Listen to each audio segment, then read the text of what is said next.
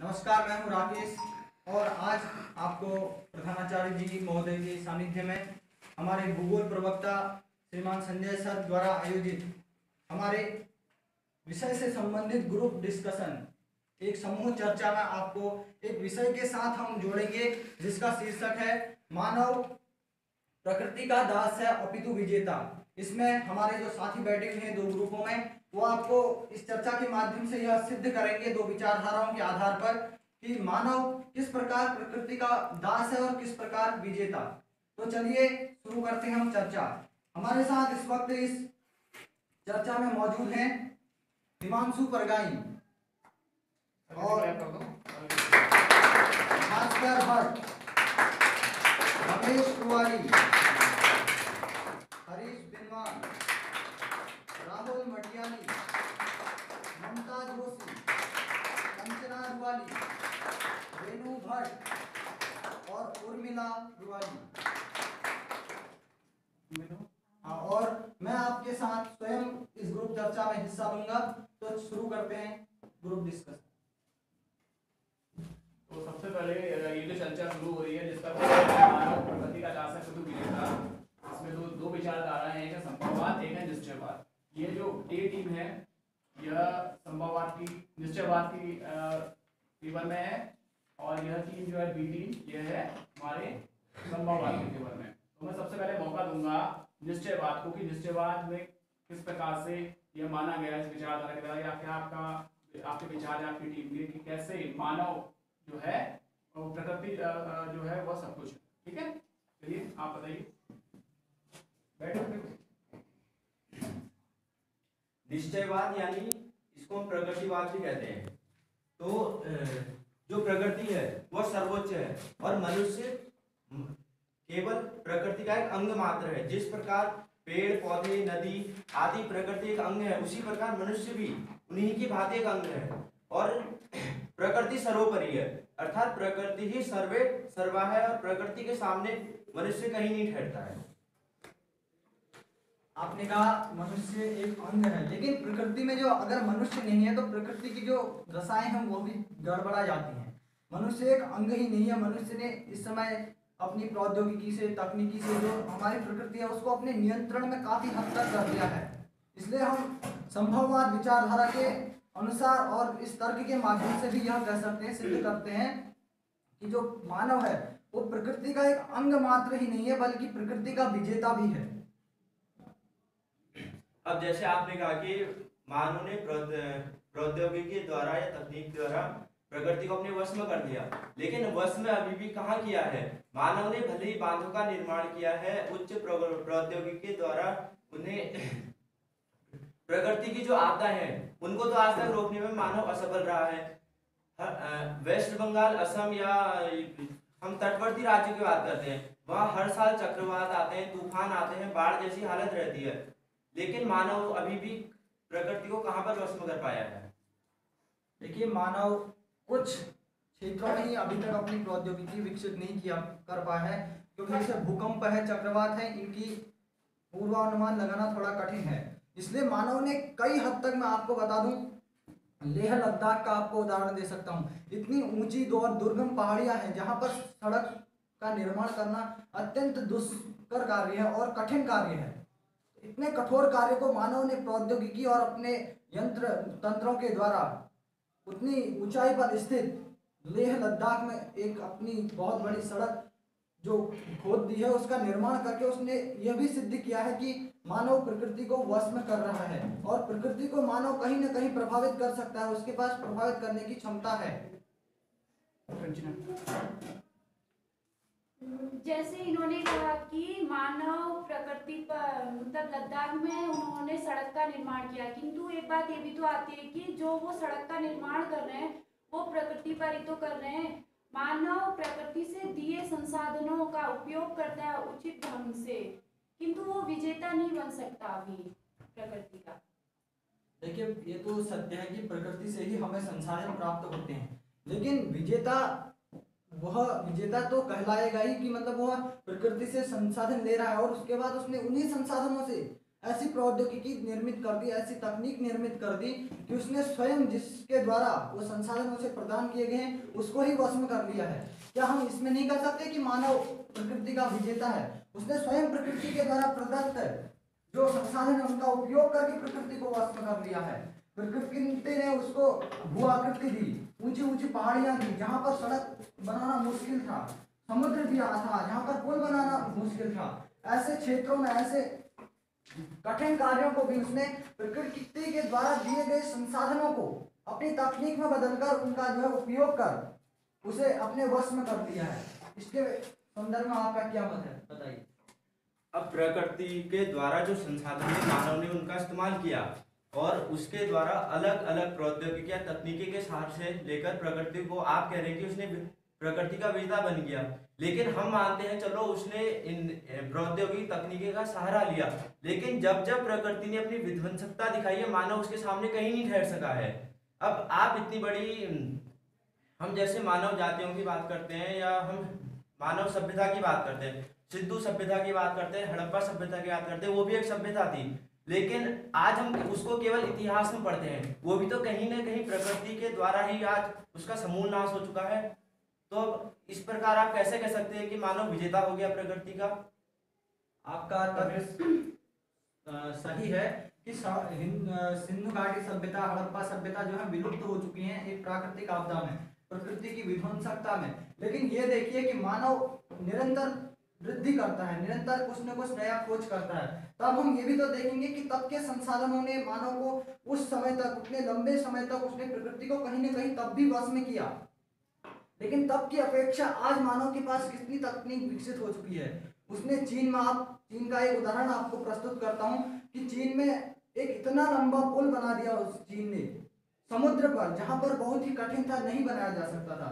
उसने अपने दो शहरों के बीच में जहां 3 घंटे की दूरी तय की जाती थी वाहनों के द्वारा, उसको समुद्र में, बीच में जो समुद्र था उसके ऊपर पुल बना दी, टनल खोद दी, जिसके माध्यम से उसने प्रकृति के माध्यम से जो दूरी दी गई थी कि हम 3 घंटे में उसको वाहन के द्वारा तय कर सकते हैं, उस दूरी को आप बताइए 3 घंटे को आधे घंटे में परिवर्तित कर दिया। हम आधे घंटे में उस दूरी को तय कर सकते हैं। क्या यह मानव की एक विजय नहीं है प्रकृति पर?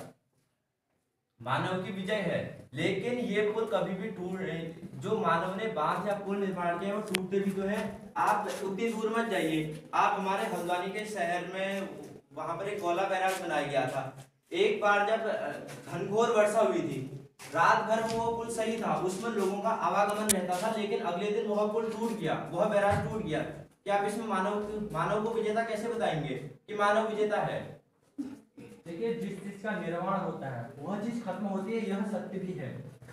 क्योंकि जो मानव कृत्रिम चीजें बनाता है वह सत्य है कि वो एक न एक दिन टूट जाएंगी, भले ही वो आज से 150 साल चले या 200 साल चले या 15 दिन चले, लेकिन उसके कार्य को देखिए आप। समुद्र पर उसने पुल बनाया, भले ही वो प्रकृति अपने चक्रवात में, अपनी लहरों में उस पुल को ढहा दे, वो अलग बात है, लेकिन मानव की विजय हम इस पर देख सकते हैं कि जहां पर हो ही नहीं सकता था वहां पर मानव ने वो तकनीक विकसित की, वो पुल बनाया, वो टनल बनाई, और जल के अंदर ही अंदर उसने ऐसे रास्ते बना दिए, ऐसे यंत्र बना दिए जिस अथाह समुद्र में, जैसे हमारी प्रकृति में 71% जल है, ये सब हम जानते हैं, तो उस विशाल जल क्षेत्र में हम नहीं जा पाते। मानव ने उसमें ऊपर से चलने के लिए, जल की सतह पर चलने के लिए बड़े बड़े जहाजों का निर्माण कर दिया है और अपना कार्य सिद्ध कर दिया है। और प्रकृति जो समुद्र के नीचे हमें जरूरत थी उसके लिए पनडुब्बियों का निर्माण कर दिया है। हम समुद्र की गहराई तक जाकर नाप सकते हैं कि समुद्र कितना गहरा है, समुद्र के नीचे सतह पर क्या है। क्या यह मानव की विजय नहीं कहलाएगी? मानव ने जिस चीज को कभी हो ही नहीं सकता था, उसे अपने यंत्रों के द्वारा, अपनी तकनीक के द्वारा, विवेक के द्वारा उसने सिद्ध कर दिया कि मानव विजेता बन सकता है। उसने समुद्र की गहराई नाप दी। आप समुद्र में सबसे बड़ी जो गर्त है, मैरियाना गर्त है, उसकी लंबाई ऐसे ही नहीं नापी है, उसमें मानव ने अपनी तकनीक और अपने विवेक का प्रयोग किया है। उतनी बड़ी गर्त की लंबाई नापकर सिद्ध कर दिया कि एक्यूरेट ये इसकी गहराई है। क्या ये मानव की विजय नहीं कहलाएगी प्रकृति पर? चलिए आप बोलिए ममता। जो मानव ने वो जो पुल निर्माण किया वो पूरा जो प्रकृति पर निर्भर है। उसने प्रकृति के साधनों द्वारा, प्रदत्त साधनों, जैसे प्रकृति से लकड़ी प्राप्त हुई, उसने लकड़ी द्वारा वो पुल का निर्माण किया, मिट्टी द्वारा प्रदत्त तो वैसे जो मानव और प्रकृति का कभी विजेता नहीं बन सकता। देखिए मानव विजेता बन सकता है, देखिए क्योंकि प्रकृति के संसाधनों से ही उसने पुल का निर्माण किया भले ही, लेकिन उस पर विजय तो प्राप्त की ही। उसके बीच में जो गहराई थी, जो प्रकृति ने उसके बीच में जो एक ऐसा रास्ता बना रखा था अपनी प्रकृति के द्वारा, जो मानव के लिए कठिनाई का था, तो प्रकृति ने ही खुद तो ऐसा बनाया नहीं कि जो मानव को अपने संसाधनों का प्रयोग वो अपने प्रकार से कर सके, लेकिन मानव वहां पर विजेता हो गया कि उसने प्रकृति से ही कुछ ऐसे साधन लिए कि उसके ऊपर पुल बना दिया और अपने साधनों के लिए अपना मार्ग सुगम कर दिया। इसमें क्या आप फिर भी प्रकृति को ही विजयी बनाना चाहते हैं? अपनी सुगमता के लिए मानव ने अपने लिए सुगम बना लिया, लेकिन कहीं न कहीं वो अपने नुकसान के लिए, अपने फायदे के लिए प्रकृति को नुकसान पहुंचा रहा है। अब मानव ने आज पुल बना दिया, वो 20-30 लोगों ने मिलकर पुल बना लिया मान लीजिए, और जब वो पुल टूटता है वो 20-30 लोगों के बजाय 250-300 लोग, उतनी बड़ी जब प्राकृतिक आपदा आती है तो उतने लोग मरते हैं। तो कहीं न कहीं मानव का समूल नाश हो रहा है। उसमें जितने लोगों ने पुल बनाया, जितने लोग उसका इस्तेमाल कर रहे हैं, उतने लोग मर भी तो रहे हैं उस पुल के टूटने से। तो कहीं बात तो फिर वहीं आ जा रही है ना, जहां से मानव ने प्रारंभ किया, मानव फिर से उसी जगह पर दोबारा आ जा रहा है।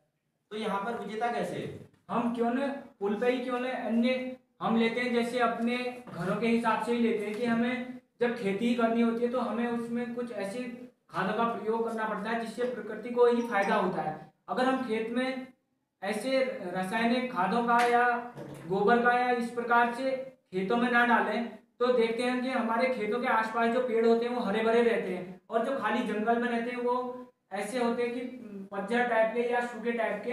इसमें भी मानव ने जब ऐसे रसायनों का प्रयोग किया तभी तो उसमें उसकी प्रकृति उस एरिया में हरी भरी रही और उस एरिया में हमें जल मिलता है। क्या आप अगर मानव रासायनिक खादों का प्रयोग ही नहीं करता अगर, तो क्या ऐसे ही हमें प्रकृति उतनी हरी भरी मिल पाती है?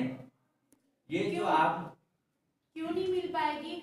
मानव भी तो वो जो प्रकृति के मतलब पेड़ों के लिए जो रसायनों का प्रयोग करता है स्वयं के लिए तो करता है, क्योंकि पेड़ उन्हें ऑक्सीजन देता है और जीवित रहने के लिए वायु देता है। अगर मानव रसायन का प्रयोग ना करे तो पेड़ सूख जाएंगे। उसे अपने लाभ के लिए उनको वो तो देना ही पड़ेगा ना कि रसायनों का प्रयोग करना पड़ेगा उनके लिए। कहीं ना कहीं प्रकृति से सब कुछ है मानव।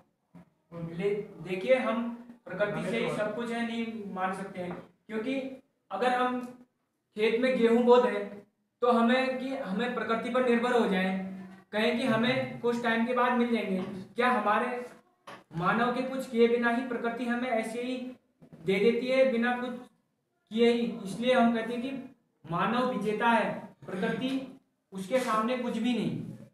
ना ये बात आपने कहा कि प्रकृति हमें स्वतः ही दे देगी, मानव को श्रम तो करना पड़ेगा। ऐसा भी नहीं है कि प्रकृति ऊपर से टपकाए और हाथ जोड़ ले और आपको हाथ मिल जा रहा है। आपको कार्य तो करना पड़ेगा, बिना कार्य करे आप कैसे प्राप्त कर लेंगे? लेकिन जो आप यह बात कह रहे हैं कि मानव प्रकृति का विजेता है और प्रकृति तुच्छ है, ऐसा कतई नहीं है। ऐसा किन्हीं बातों से मतलब ऐसा तो कभी हो ही नहीं सकता है कि प्रकृति मानव की दास बन जाए। अब यहाँ पर रोकना चाहूंगा, अब सबका एक एक टर्न आएगा, सब बोलेंगे अपने अपने पक्ष से, पहले उर्मिला बोलेंगी। मानव प्रकृति का दास मानव प्रकृति का दास है, क्योंकि अगर पृथ्वी नहीं होगी तो मानव कुछ भी नहीं कर पाएगा। पृथ्वी जो भी कार्य करता है मानव सब पृथ्वी पर ही करता है। मानव को जो भी कार्य खनन रहन सहन सब पृथ्वी से ही तो मिलता है।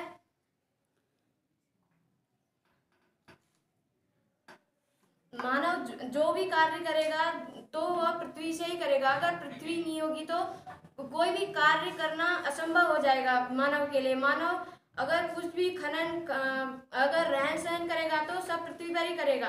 अगर पृथ्वी नहीं होगी तो मनुष्य के लिए कुछ नहीं हो पाएगा। देखिए आपकी बात सही है। आप दीजिए इसका जवाब। आप कहते हैं कि पृथ्वी सब कुछ है। पृथ्वी सब कुछ इसलिए क्यों नहीं है क्योंकि मिट्टी उपजाऊ है। आप कहते हैं कि अगर मानव उनमें अपनी शक्ति का उपयोग नहीं किसी भी चीज़ का उपयोग नहीं करेगा तो कि उसमें खेती नहीं की जा सकती है। और अभी हदीस बिनवाल ने बताया हमारे ग्रुप से।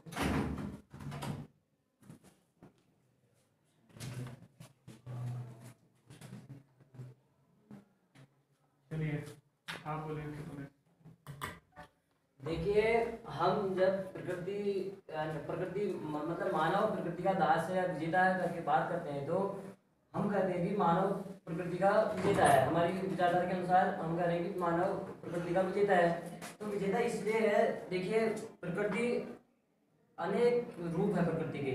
उच्च ढलान है, कहीं पे समतल है, कहीं पे उच्च ढलान है, कहीं पे चट्टान है और कहीं पे अलग अलग मतलब परिस्थितियां हैं। तो मानव ने उन परिस्थितियों को देखकर अपने तकनीकों का प्रयोग करके या वैज्ञानिक जो तकनीकी हैं उपलब्ध है उसके पास, उसने बहुत सारे ऐसा विकास कर दिया है कि जो नहीं हो सकता था। उसने ऐसी ऐसी जगहों पर पुलों का निर्माण या कह सकते हैं सड़कों का निर्माण कर दिया है, चट्टानों को काट काट कर, और क्या कहते हैं घरों का निर्माण कर दिया है उसने। लेकिन प्रकृति का विजेता भी हम कह सकते हैं, फिर भी मानव जो कार्य नहीं हो सकते हैं प्रकृति पर उनको उन कार्यों को करने के लिए भी तत्पर है। अभी आपने कहा कि मानव ने बड़ी राहुल बड़ी बोलेंगे, राहुल जवाब देंगे उसका। अभी इन्होंने बोला जैसे चट्टानों पे सड़क काट दी है। सड़क काटने से जो भूस्खलन हो रहा है उससे समस्याएं पैदा हो रही हैं प्रकृति के लिए। उसमें भी तो आप कह सकते हैं कि मानव विजेता नहीं है, उससे प्रकृति को नुकसान हो रहा है और मानव जहाँ से उसका प्रारंभ कर रहा है उधर ही आ जा रहा है दोबारा। ठीक है, वेरी गुड। आप बोलिए भाई।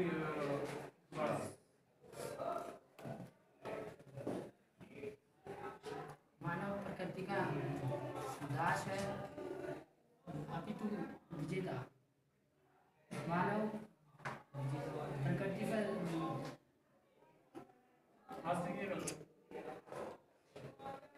मानव प्रकृति पर कोई कार्य नहीं करेगा तो प्रकृति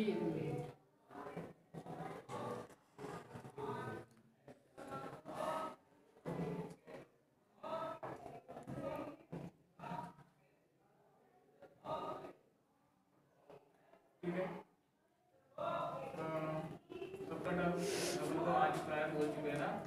तो मैं लास्ट क्वेश्चन में पूछ रहा हूँ, ठीक है, कि आपने कहा कि भाई जो प्रकृति है, ठीक है, प्रकृति जो है वो सब कुछ है। तो प्रकृति का सब कुछ है तो प्रकृति के पास इतनी अपार शक्तियाँ हैं कि वो किसी भी चीज़ का, किसी भी जो हमारी प्रकृति में कोई भी जीव है, कोई भी मनुष्य मानव भी है, प्रकृति में विभिन्न प्रकार के जीव जंतु उनको कभी भी अपनी शक्तियों से नष्ट कर सकते हैं। लेकिन जो मानव है, क्या सैटेलाइट के द्वारा अंतरिक्ष में उधर सैटेलाइट करेंगे, आप पूर्व अनुमान नहीं लगा पाता है चक्रवातों का, मौसम का, कहाँ कैसी वर्षा होने वाली है? इसका जवाब आप मुझे देना। क्या इस बात पे ये अभी भी इस बात पर तर्क रखते हैं कि निश्चयवादी सब कुछ है और जो मानव अभी भी वर्तमान में आने वाले जो चक्रवात हैं, तूफान हैं, उनका पूर्वानुमान लगाने में असफल है? प्रौद्योगिकी बेस पे उनका अनुमान लगाया जाता है। अभी उड़ीसा में एक तूफान आया था जिसका पूरा अनुमान लगाया गया और जिससे हम जन धन की जो हानि होती है उससे बच सकते हैं। तो आप बताएं कोई भी मानव ने, जैसा कि अभी आपने बताया कि मानव ने सैटेलाइट के द्वारा जो जलवायु परिवर्तन या मौसमी परिवर्तन हो रहा है उसका पूर्वानुमान मानव लगा रहा है। लेकिन तब भी कहीं न कहीं प्रकृति ने अपनी विध्वंसकता तो तब भी दिखाई है। मानव कहीं न कहीं तब भी तो प्रभावित हो रहा है उससे। लोगों की जान तब भी जाती थी और अब भी जा रही है। यहाँ पर ये जो जान जा रही है वो नियमित जा रही है, नियमित तो पर क्या ये नियमित है? ये तो कभी अकारण हो सकता है और एक ना एक दिन मानव को मरना ही है। तो कोई ना कोई इसका कारण हो सकता है। कारण तो जीवन तो है भाई। मानव जो भी जीव है, जब वो एक पेड़ अगर उगा है, एक ना एक उसकी अवधि है, उसकी मानव की जीवन की अवधि है। और जो प्रकृति के द्वारा प्रदत्त सुविधाएं हैं मानव का उपयोग कर रहा है। तो तो यह मानव का ही कौशल है कि वह कैसे उन सुविधाओं का उपयोग कर रहा है। यदि मानव के अलावा अन्य कोई जीव प्रकृति का इस प्रकार से उपयोग कर पाया, नहीं कर पाया ना, क्योंकि मानव के तो अन्य भी जीव है ना जो केवल मानव से एक स्टेप पीछे हैं। यदि हम बात करें कि चिंपैंजी और वन मानव जो होते हैं ये केवल मानव के समकक्ष में बुद्धि इनके बराबर ही होती है, लेकिन क्या इन्होंने अपनी कोई ऐसी सभ्यता का विकास किया जिस प्रकार से मानव सभ्यता का विकास हुआ। इससे पहले आपने कहा कि भाई जो सभ्यताएं थी वो मिटी, वो जैसे सिंधु घाटी सभ्यता, मेसोपोटामिया, क्या मानव की दोबारा सभ्यता नहीं है? क्या मानव ने अभी सभ्यता का विकास नहीं किया? इस परिप्रेक्ष्य में आप क्या कहते हैं? कंचना बताएंगे।